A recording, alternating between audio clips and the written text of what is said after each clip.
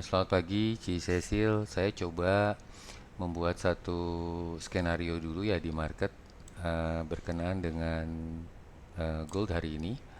Oke, eh, sebetulnya saya tadi udah buat, cuma karena 18 menit ternyata memang susah diupload di YouTube-nya, maka saya buat lebih pendek deh. Eh, 1864 adalah sebagai boleh dibilang high atau boleh dibilang peak yang nggak terjadi. Nah, kita buat dulu trend line-nya dan trend line-nya itu akan membuat satu range. Tadi malam sampai 1824 maka eh, kita garis dulu bahwa harga bergerak antara 1864 dan 1824 ini. Kita pahami dulu kenapa range seperti itu. Kenapa kita harus membuat itu? Karena kita harus membuat dulu batasan atau harga yang bergerak adalah di kisaran itu antara antara 1864 dan 1824. Kenapa? Biar kita tahu resiko yang dihadapi kalau pecah salah satu adalah itulah resiko, atau harga yang bergerak di dalam range ini itulah yang resiko akan kita hadapi manakala posisi kita berlawanan arah dengan pergerakan harga di range tersebut. Baik. Eh eh, Berkenaan dengan data tadi malam itu sebetulnya sangat-sangat boleh dibilang dinantikan ya. Saya pun cukup penasaran meskipun saya sudah belasan tahun sudah tidak pernah lihat data gitu ya. Karena memang banyak orang menafsirkan bahwa menafsirkan data ke market itu totally salah sampai hari ini turun temurun. Dimana kita melihat non farm payroll nanti malam kita tungguin gitu. Lalu begitu data rilis terus kita langsung masuk posisi, that is totally wrong gitu loh. Anda bisa menang banyak tapi Anda juga bisa kalah banyak. Kenapa?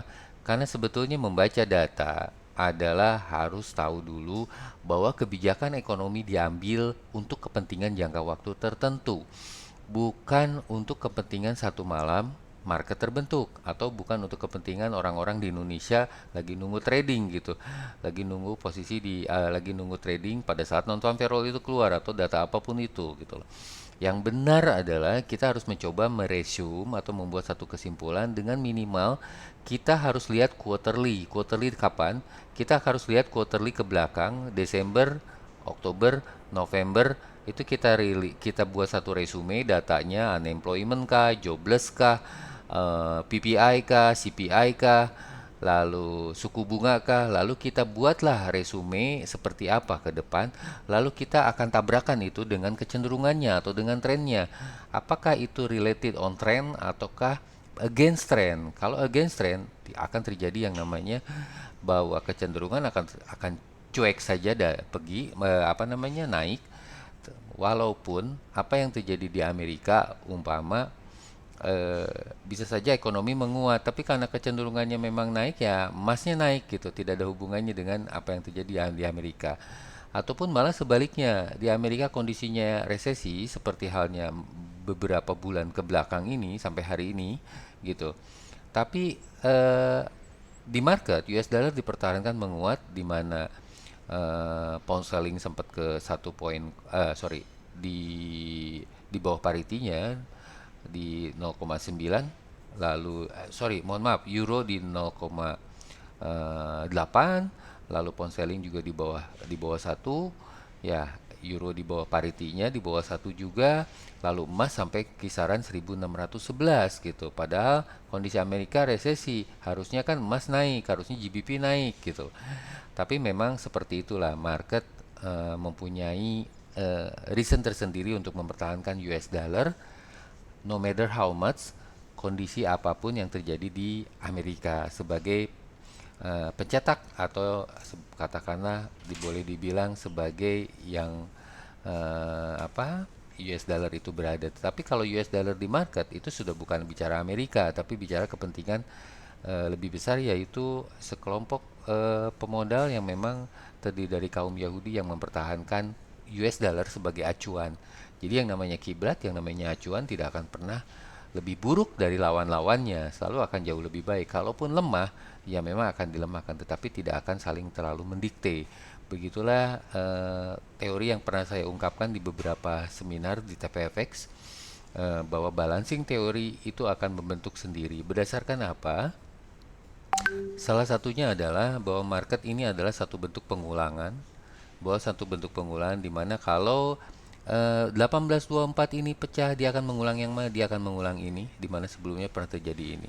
Jadi wajar kalau 1824 ini, ya, saya akan pasang posisi menyarankan untuk sell. Kenapa?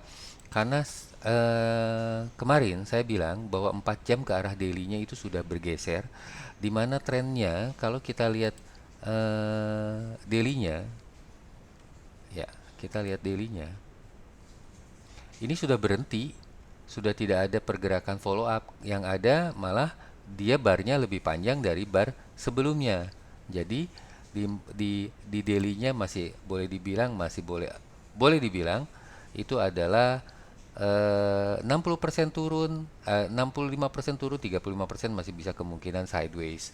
Tapi di 4 jam kita sudah melihat, ya, eh, kita sudah bisa tarik garis bahwa kalau 1838 ini break, kita bisa short buy, ya, short buy di 1838 dengan stop loss 1833, tapi TP juga pendek lah, kisarannya akan balik lagi ke harga tadi malam atau ke harga kemarin, di mana area 44 itu adalah area menjadi border antara 4 jam ke daily. Nah, begitu juga sebaliknya, pada waktu naik dia akan coba tes itu. Kalau 44-nya break, ya kita akan kembali lagi melihat pergerakannya di sini.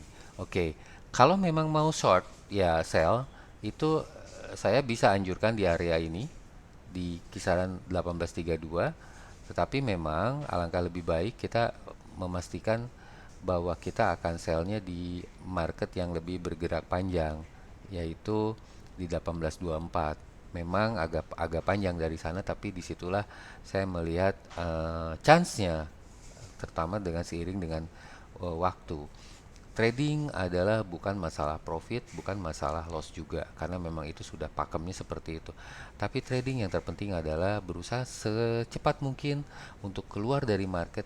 Kenapa? Karena memang pada waktu trading, pada waktu klik kita membuat satu posisi entah buy atau sell, yang dipertaruhkan sama kita sebetulnya bukan saja equity, tetapi lebih kepada 85% adalah jantung kita, mental kita dipertaruhkan di market.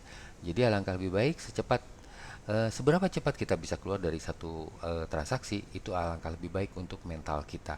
Mau kita loss kah, mau kita profit kah? Kenapa? Karena mental adalah segala-galanya. Jadi pada waktu trading, pada waktu salah, mental itu akan kena, dan skill apapun kemampuan itu akan tergerus eh, perlahan demi perlahan, di mana nantinya kita sudah tidak percaya lagi dengan skill apapun, mental indikator apapun. Yang ada kita hanya cuma mempertahankan gimana caranya mental kita supaya bisa bertahan di market. Lalu diganggulah sama kita sama kepentingan equity, bahwa equity berkurang, mental juga berkurang. Itulah ya. Jadi tolong dijaga seperti itu. Baik, ini adalah buy entry pointnya kalau memang mau ikutin short, ya. Saya sih tidak terlalu menyarankan, tapi eh, buat teman-teman yang mau scalping silahkan. Lalu inilah sell entry point pertama, di mana kalau masuk sell di sini, stop lossnya di sini. Kalau buy masuk di sini, ya stop lossnya di sini. Ya, oke. Lalu ini adalah yang memang saya sarankan adalah di 1824 tadi malam. Oke, ini adalah targetnya. Ya, silahkan kalau target sih membuat sepanjang mungkin, tapi memang harus realistis dengan setiap pergerakan di range tersebut. Baik, ini adalah penjelasannya. Semoga bermanfaat. Tetap belajar, eh, tetap semangat. Terima kasih. Selamat pagi.